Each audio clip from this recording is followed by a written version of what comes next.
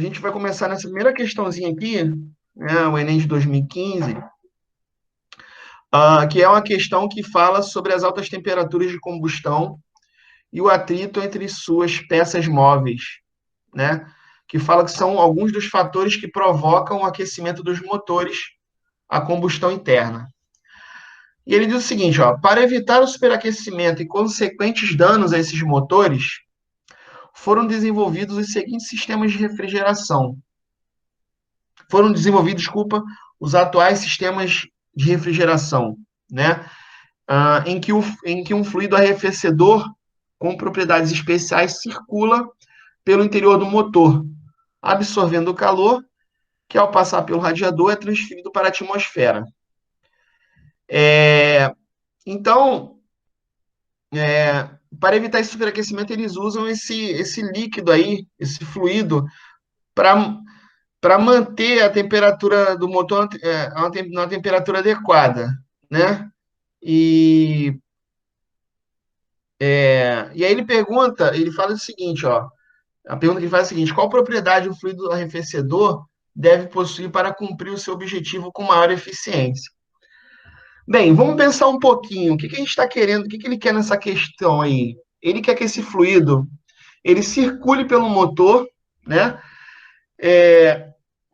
E para resfriar esse motor, pessoal, o que que ele vai ter que fazer durante a circulação dele, quando um corpo resfria? Pegando calor, Isso. pegando calor, a energia do outro corpo, certo? Sim, exatamente, né? Porque ele vai estar, quer dizer, esse líquido arrefecedor aí, né, pessoal, ele vai estar uma temperatura abaixo do motor que está quente. Então ele vai ter que roubar calor, tá certo? Mas o que que acontece? Lembre-se, quando um corpo ele rouba calor, ele também, ao absorver esse calor, o que que pode acontecer com a temperatura dele? Desse líquido que absorveu. O que que pode acontecer com a temperatura desse líquido que absorveu? A temperatura eleva.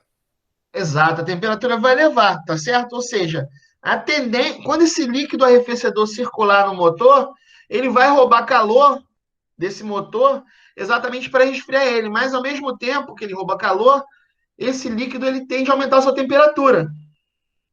Só que esse líquido ele fica circulando ali dentro para tentar manter a temperatura, né, a menor possível.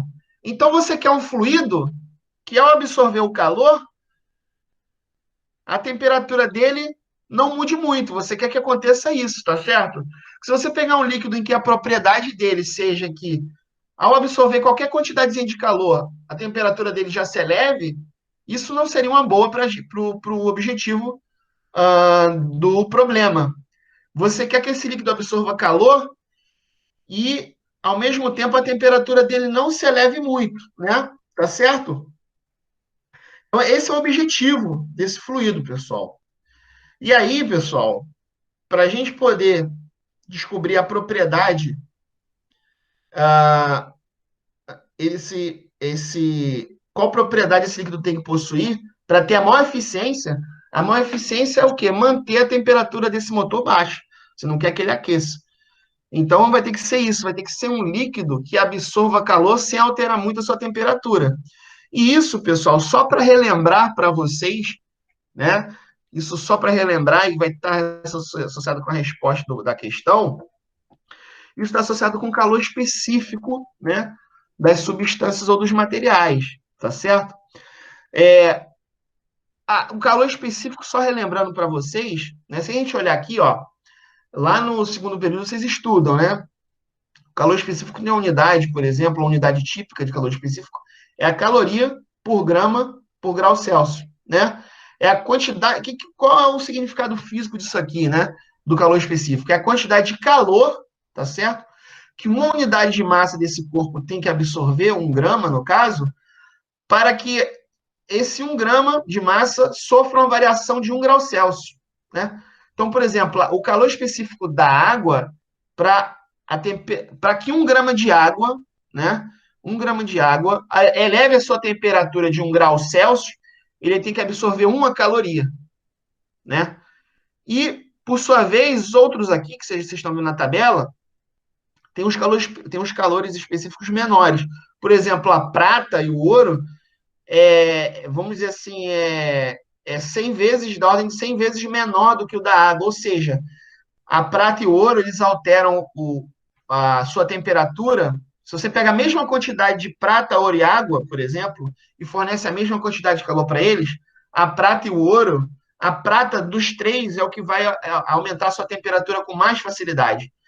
Ele precisa de um calor muito menor do que o ouro e do que a água para elevar de 1 grau Celsius a temperatura de 1 grama de prata, né?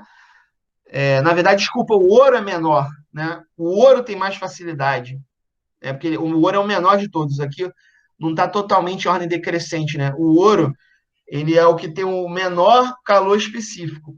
Ele precisa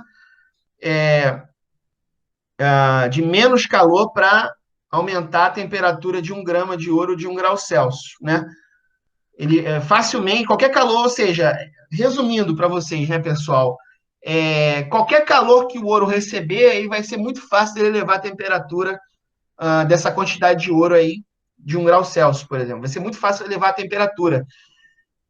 Mas o nosso líquido não quer que seja fácil esse aumento, quer que seja dificultado, tá certo? Então, para que esse líquido possa ser utilizado para o objetivo desse problema, que é o resfriamento contínuo desse motor, o calor específico desse líquido vai ter que ser alto ou baixo. Então, você não pode ter um líquido com baixo calor específico. Se o calor específico for baixo, qualquer calorzinho que ele roubar do motor, ele vai aumentar a temperatura. E ele ficaria circulando ali dentro e ele ia perder a eficiência de resfriamento.